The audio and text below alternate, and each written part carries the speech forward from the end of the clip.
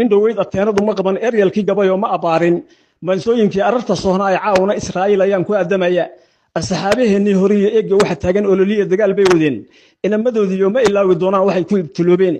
argos iyo wanacayb uurka loo dhigayo ma ogola awooddaada iyo aarka ku kaca oo nin kastoo amiirku noqday soo afjarayaan wati Afkaan iyo Ciraaq wada loo rugayo alleeliyo dharaar buu halyay ka ugaarsaday ujeedooyinka durugsan iyo aabi baa jira islaamku dhanbay doonayaan inay afduubaan ibliiska iyo gaalada ayaan la isku aaminin akhbaartii ayuhal kaafir waa ku ifinayaan ida jahad ya akhriday waa dogsoontahay abtirsiinta shiiciga sunnigu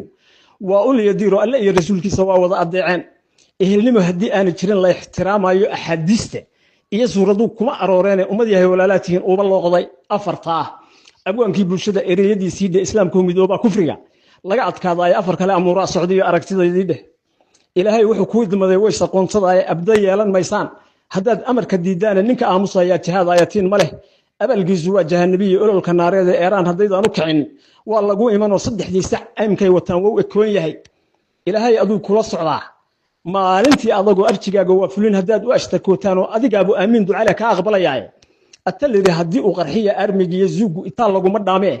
talaad eber ka joogtaan arrin waa dhaqaalaha haddaad urursataanin ay tamyada sawaariiqda culus lagu abuurayo unugyada iskaashiga ridada